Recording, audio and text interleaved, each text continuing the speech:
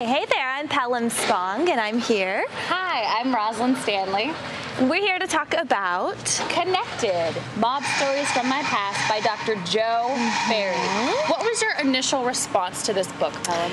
Well, you know, the first thing I thought about was, God, I hope I don't ever cross this character in the street. It was very... You know, I thought of Donnie Brasco first off when I started reading it. Who's that? It's a mob movie. Okay. Or any of those movies you've ever seen about mob stories. I've got a bit of a weak stomach. So, Oh, okay, yeah. So I got in it and I went, oh dear, better not eat before I keep reading. But it was actually really, the more into it I got, the more I really started to kind of get into this character, and he's funny, you know, Yes, he's this funny. Violent, or is surrounded by violence all around him, but he was very funny. So. And that's the irony of it, is that he is surrounded by so much violence and the mob that he finds the comedy of it. Yeah. And it's the truth behind all these situations that he finds himself in, because he's so nonchalant and so not even almost serious about the death that kind of surrounds the lifestyle. Well, I think he actually even likes it to some extent. Yes, exactly. Because he stays connected to it, even though he goes on to not be a part of the mob. Right. You know, due to the influence or non-influence of his father. Right. And his name is Trouble, of all things. Go So figure. they call him Trouble. And I think the character is a fictional character, although I'm not sure how much of the writer's own experience is weaved into this, or what's taken from his surroundings. But to give like a little bit of a summary, it follows Trouble. Yes. And his father, who is Don of, I guess, a community. I'm not sure if it's in New. I imagined it was in New Jersey. I'm not sure where it was exactly, but. And it's kind of just like little memoirs of his life story, and you know, his childhood in this mob family, and then later on as a record producer. He goes on to have this long career in music and leaves his family business behind. Yes. So. And the way he does it is through short stories. And they have these illustrations, some of them at the beginning, and it reminded me of Shel Silverstein for adults. Oh, I kept looking at it and thinking, what is this reminding me about? It looked exactly like it. Have like different, especially like people's names like Benny Radar or Patty or Sister Maria, and it'd be like, oh, it reminds me of the different poems that would come from Shel Silverstein. I thought about Aesop's Fables. Oh yes, true. And then the moral at the end, or the punchline sometimes. Definitely. And it's crazy to see a mob guy with a heart, you know, because he does have a heart, you know, amidst all the violence and lying and games. Well, he keeps going back to this point, is I never killed anybody, you know. Every time I was supposed to kill somebody, I screwed it up or something happened and I didn't get to kill him.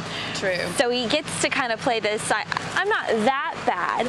I did all these nasty things to the bodies and got rid of them for pops, but... True. And that's what I like about it, is he uses that comedy to lighten it up. Yeah. Because it's such a serious issue with the mob and being surrounded by some guy's head coming apart and being and blowing up military stations so that his son would not be even like in the military. That's how serious they drafted were about into it. Vietnam. Exactly. I guess even though, you know, we kind of look at this violence, it's very easy to condemn it, but you think about a dad who blows up the registrations place for his son so he's not drafted into Vietnam. There's a big like love in that family. Yes, and also the instance with the guidance counselor, whenever he was guiding Trouble to figure out what he wanted to do in college, he slapped him because he wanted to major in, was it marketing or music? No, it was music. And so he was like, okay, marketing. And so I don't think they killed him, but no, they did. They got rid of him. So that was interesting. Is, you know, Daddy, you go home and you tell Dad, my guidance counselor gave me a hard time today. Yeah, and it's just people at schools, public schools. You know, it's not like higher up. It's someone. It's like, all right, you messed the wrong way with my kid, and you're gonna pay for it. I know. So, what lessons would you say you learned from the book? Never cross a mobster. Yes, or anyone for that matter, because you don't know who they're connected to. Well, yeah, that's the thing. You can't just look at someone and be like, okay, they know someone who could destroy me. There's another instance. This guy's wife has to talk on the phone with this woman who's apparently kind of a. To coin the word, I'm not going to say it, but you know, not a nice word. And she disappears. And not only does she disappear, but her whole family disappears, just because she's not nice on the phone. Yes, yes. And I would say this book is more so for people who want adventure and a little bit of mystery mixed with that comic lightness. What about you?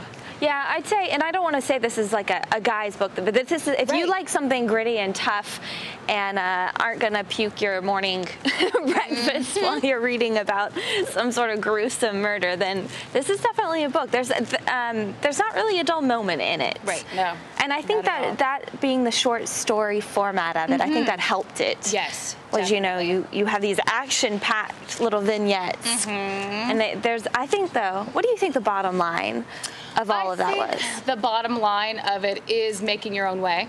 Yeah. Because he could have gone into the mob, he could have gone and followed his father and that lifestyle because he's lived it, but he decided not to. His way of communicating his life was through music, and he decided to follow that very full-heartedly. But in the same way, this career in music, I think there's definitely a parallel there between the music career and the mob. You know, he talks about the company men, and he seems to be this kind of renegade who, even in the music industry, you know, he says, screw the people who are running, kind of like screw the cops, screw the company men. I'm going to do my own thing, be true to the music, be true to myself. Yes, true. So, if you are looking for adventure and action and a little bit of comedy to add to it, Connected a lot of comedy. is your story. Indeed. Thank you.